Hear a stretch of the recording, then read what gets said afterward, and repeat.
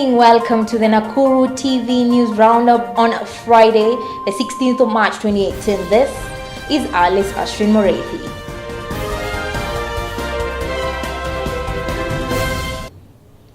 New rules set by the Nakuru County Bursary Board will lock out thousands of needy students from financial assistance.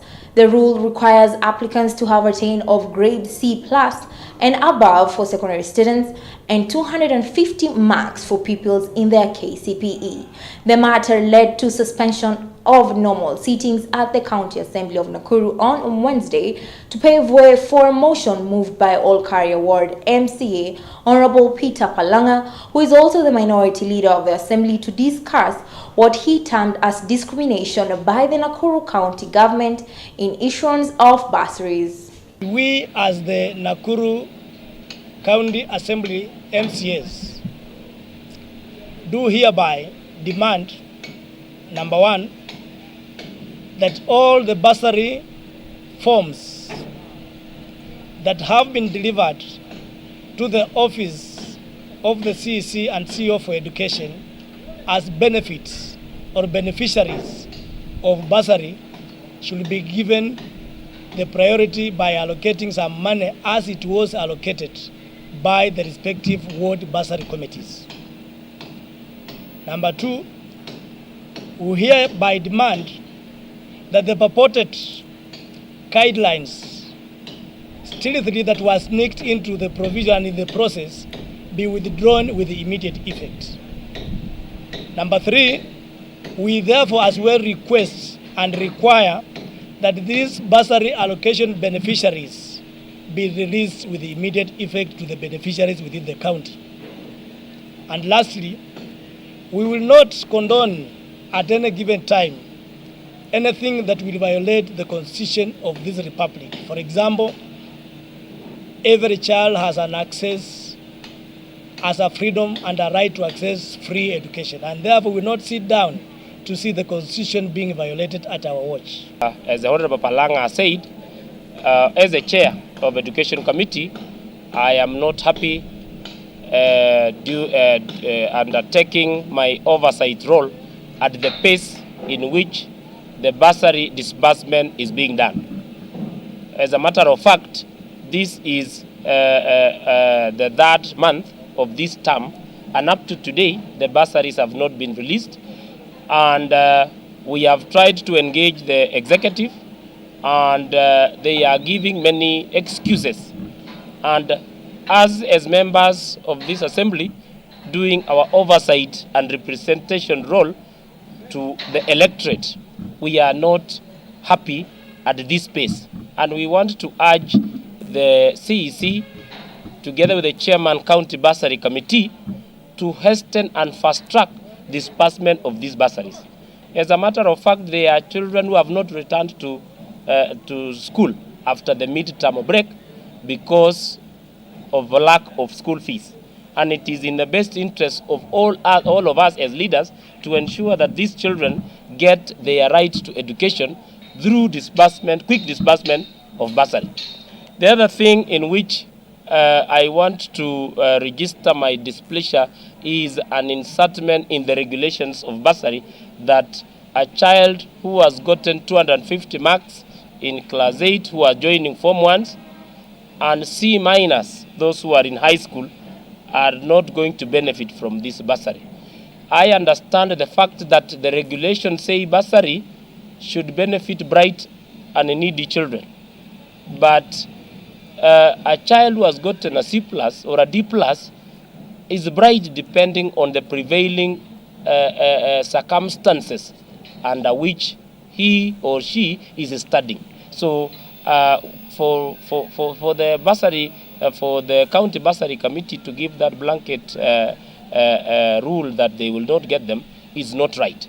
So we are requesting the CEC, the chairman bursary committee of the county, to make sure that these bursaries to these beneficiaries are released forthwith. We are understanding that there are ward administrators who have not issued the bursary merit list after they compiled them in the ward level.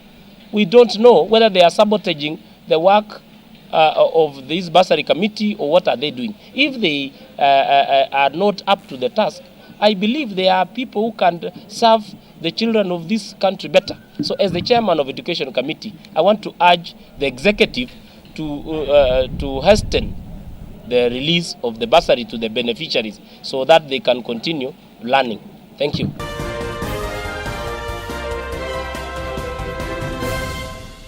NASA Principal Moses Wetangula has received the backing of his two fellow NASA co-principals Musalia Mudavadi and Kalonzo Musyoka as the concrete Senate Minority Leader.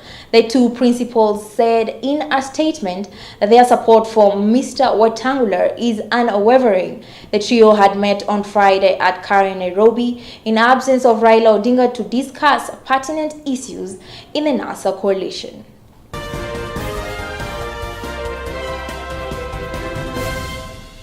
The Kenya Meteorological Department has described reports that the life-threatening storm Eliakim, scheduled to hit Madagascar this weekend, as untrue. According to Samuel Mwangi, the Kenya Meteorological Department Deputy Director, the storm is projected to head southeastwards, meaning it will not impact Kenya at all. Mr. Mwangi says that even though the department has warned of heavy rainfall on Sunday, it is not connected to the tropical storm Eliakim.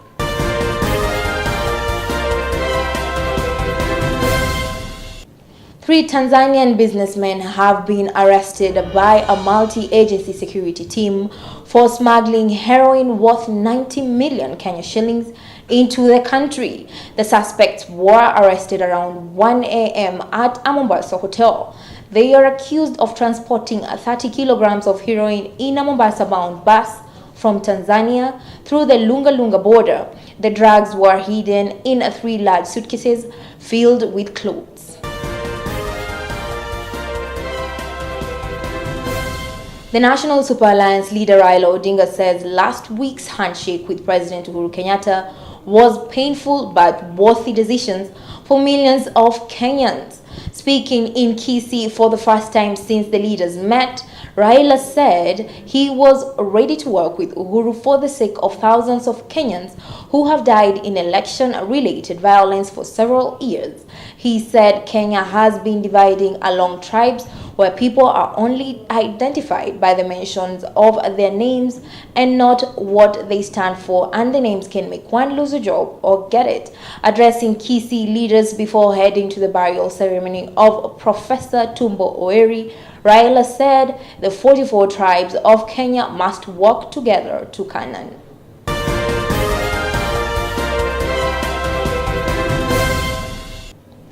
The Employment and Labor Relations Court has stopped the ongoing lecturers' strike and declared it unlawful as well as unprotected. Justice Oenasmus Makau today ordered them to resume work on Monday at 8 a.m. The boycott that has stopped learning in 31 public universities and hit over 600,000 students was called by the University Academic Staff Union on the 1st of March.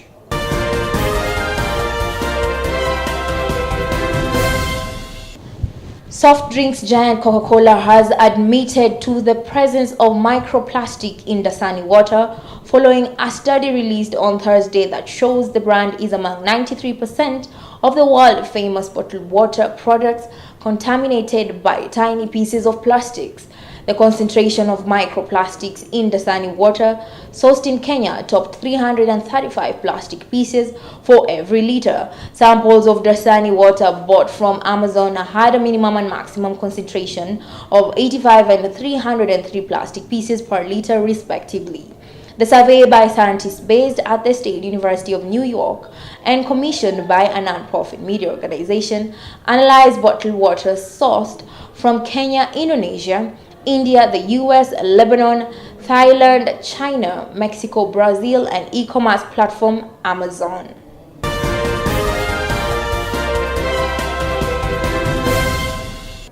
Thank you for watching the Nakuru TV News Roundup. I am Ali Sashwin Morethi. Have a good night.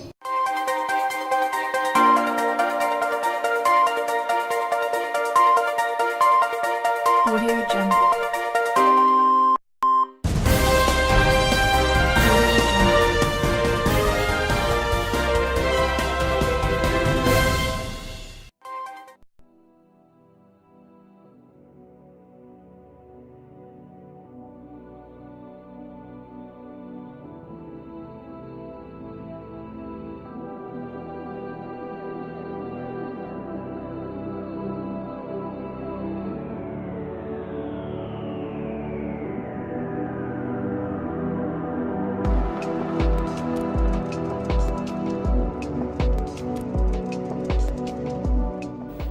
imagine walking barefoot in this hot sun or the muddy terrain each and every single day just to get to school. This is what kids in Solai are undergoing every single day. So I, Alice Ashen Mureithi, is appealing to you as a mother, as an aunt, as an uncle, as a Kenyan, to please come out and assist these kids. You can donate a pair of shoes or pairs of shoes, depending on what God has blessed you with, to help these kids from suffering too much. The drop-off point is at Nakuru TV offices located in the building called Highway Towers, 7th floor, room number 708, and we'll really appreciate it. Thank you so much and God bless you.